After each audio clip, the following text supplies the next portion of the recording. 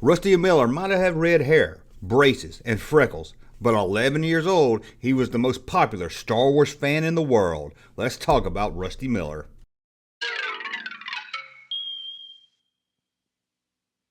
Oh, welcome back to the Junk Room, everybody. It's me, the Junkman, coming back at you with another video. Yes, another video today. We're going to talk Rusty Miller. I know you're thinking, Junkman, you already did a video on this guy, Rusty Miller. I did this video here, which is kind of just a parody of the life of Rusty Miller.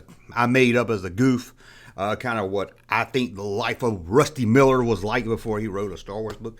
Now, sadly, I don't have the book. I had it at one time. I think it's at my parents' house. I used to keep it in my Star Wars Empire Strikes Back lunchbox. That way I could sneak it to school.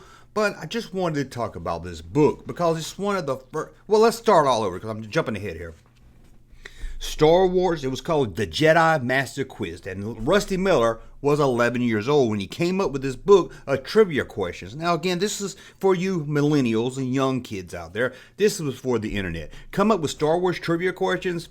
You would go to school, your friends might have 4, your other friend might have 5 or 6, but overall, they were the same questions. What is the car called that Luke drives in Star Wars? What is Ben Kenobi's other name? And stuff. It was very common stuff.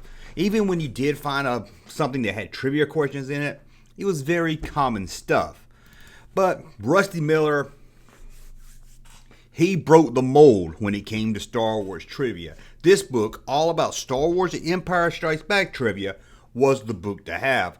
After Empire Strikes Back, there wasn't much Star Wars out there new. I mean, we didn't have a vast EU. We had some pop-up books and some Wookiee books maybe before that and Lando books.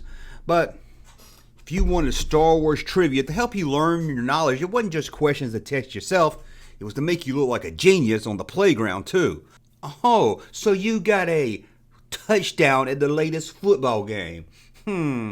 But did you know that the bald-headed man that stands behind Lando Calrissian in The Empire Strikes Back is named Lobot? Bet you didn't know that. I bet no football coach told you that one, did they, Jerry? So you can see you could really brag if you had this book. The best thing, you could learn the answers, learn the questions, go to school the next day, have them in your head, and make yourself look like a nerd genius. But as you can guess, most of the people really didn't care or was impressed that you knew what AT-AT stood for. But for a few of us, we did. Now, I love this book. I remember laying in bed, reading the questions on it. Like I said, sneaking it into my Empire Strikes Back lunchbox, taking it to school. Love this book here. So who is Rusty Miller? I remember he was on an episode of Real People or That's Incredible. And I tried to find a clip of that, but it's not on the internet. It's lost. Someone, please find the Rusty Miller. It was either on That's Incredible or Real People. One of the two shows that came on back to back. But I remember, because I think that's how I found out about the book. But I remember watching that. But who is Rusty Miller? According to the book inside. Now, I didn't say this. This isn't me making it up. According to the book information, he has red hair, freckles, and braces. And he's an all-American kid. Rusty takes guitar lessons, sings in the school choir, and is an A student enrolled in the Gifted Student Program. He lives in Florida with his parents, and his best friend was his dog Frodo. And this was Rusty's first book. I remember picking this book up at the bookstore at the mall. I think it was B. Dalton. I could be wrong. Could have been Walden Books. Could have been just... If I'm wrong, if it wasn't B. Dalton, let me know in the comments. Say, Junkman, I saw you there when you were 11 buying this book. But anyway, on the back of it, it has some questions. And I was like, I've got to know the answers to these. I've got to know these questions and answers. It said, test yourself, test a friend, test a Wookiee. And I remember reading that and laughing. I thought that was the greatest thing I ever heard in my life. I remember going to school and telling kids, you know, I would have them say, hey, I got a test for you, man. Even a Wookiee can't pass this test. And most of them will say, what the hell is a bookie? And I was like, no, not a bookie, a Wookiee.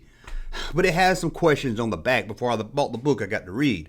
Who was Red 6 in the Battle of the Death Star? What was 3PO's first job? How many horns does a Tauntaun have? Where did Han and Luke first meet? Some simple questions, some hard questions. I was getting stumped just on the back of the book cover. I had to find out who this red-headed freckle freak was, and how did he know more than Star Wars than even I did. couldn't believe it. Someone around my age, now I knew there were older people probably knew more about Star Wars than I did, but around my age, he was 11 at the time, so I was right around that same time. How could this kid try to outdo me in Star Wars? He knew, he did. I had to give him my Wampa hat because he knew more about Star Wars than I did for sure. Or did he? Although Rusty Miller did know a lot about Star Wars, it seems that some of the questions in the book were added by the Lucasfilm editors. And they drew on sources for not just the movies, the Star Wars sketchbook, the Star Wars album, the Wookiee storybook, Once Upon a Galaxy, a journal of the making of The Empire Strikes Back, and the fan club newsletter, Bantha Tracks. So although he did know a lot about Star Wars and The Empire Strikes Back, seems he did get a little bit of help. And Lucasfilms did go through the book to make sure his answers were right. And it seems there was another thing. Rusty Miller wasn't even his name. His actual name is Matt Miller. Why he went by the name Rusty Miller on the cover, I really don't know. It's a mystery for the ages. But why would this Rusty Miller even write such a book? Was it to make people like me feel bad that I wasn't a Star Wars genius like I thought I was? Or was it to help people like me become even more knowledgeable about Star Wars and The Empire Strikes Back? Well, Rusty Miller said, in the summer of 1981, out of boredom, he began to write trivia questions about A New Hope and The Empire Strikes Back. The number of questions mushroomed, and he started to think to himself, hey, this could be something. My mom and I drafted a letter to Del Rey Books. Several weeks later, they requested a copy of the manuscript. And the rest is trivia Star Wars history. How many questions was in this book? 425 questions. We're not talking about some pamphlet of 10, 20 questions. 425 questions that was hard as hell to answer. It wasn't really stuff, it wasn't stuff like who is 3PO's little asteroid friend. I mean, there were some easy ones, don't get me wrong, but there were some hard ones that you had to know the novel. And we're talking about a guy that wrote these questions back in 1981, when the book was released in 82, that couldn't just pop in a videotape, watch the movie over and over, and write down questions. No, he had to go to the movies and see it. He had to read the novel. He had to get source material. He had to do a lot of work. He might have been an 11-year-old redheaded kid with braces, but no, he did his work. There was no skipping it here, although I did find out years later that Lucasfilm did help with some of the questions. Well, anyway, the book was released in October 12th, 1982.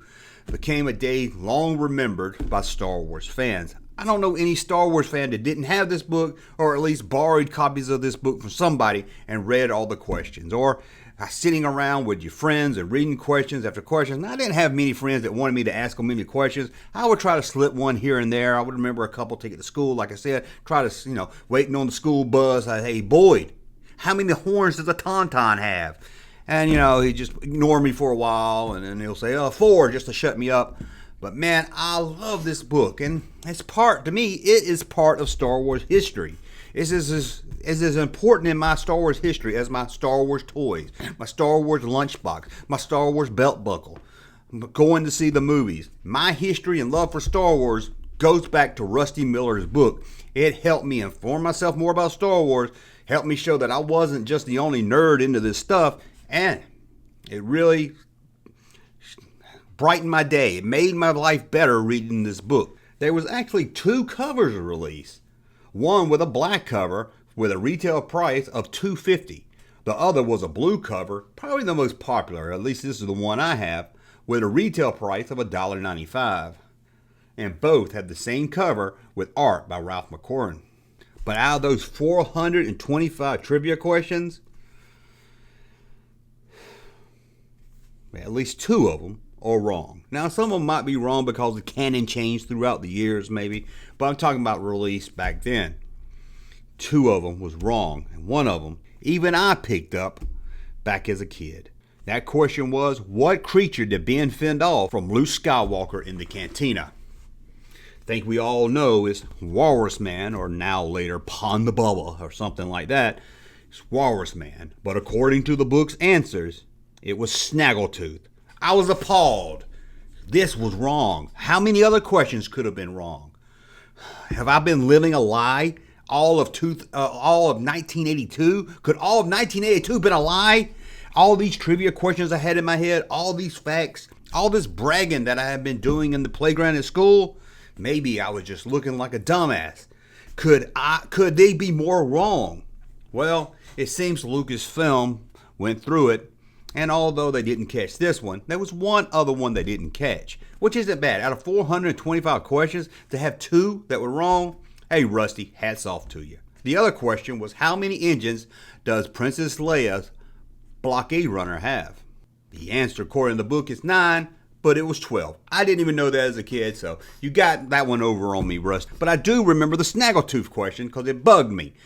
It made me question the whole book, but overall, every time I would check one to see if you were right, couldn't find you. You got it, except for the Snaggletooth and I guess the Indian trivia question. Rusty did come to the defense of this years later when some website tracked him down, and he said that he never got any feedback from Lucasfilm other than they researched his questions and answers, and they didn't catch these either. If you ask me, it's probably because it was 425 questions, and after probably about question 275, whoever was checking the book probably said, yeah, whatever, here, release it. That's probably what happened. Now, whatever happened to Rusty Miller? I mean, grown up. He's older now, and I've seen him do some interviews on some of the Star Wars fan sites and some of the podcasts. Maybe I need to track him down and have him on the live show. What do you guys think? Would you like to see Rusty Miller on the show? Maybe we can ask him some of these questions again, see how good his knowledge, see if it's still held up. Rusty Miller or Miller. Rusty Miller or Matt Miller. If you're still out there, maybe you want to contact me. We can test your truth. We'll just do 10. We won't do all 425. We'll see how you hold up today with your own questions. Oh, might be a lot of fun, but I know this video wasn't really detailed or shocking or anything, but I figured I've talked about the comics, I've talked about the lunchboxes, I talked about the toys, and I said I've got to talk about this book because I'm sure not just like me, you Star Wars fans that grew up in 1982, this was part of your Star Wars childhood just as much as the books and the comics and the toys.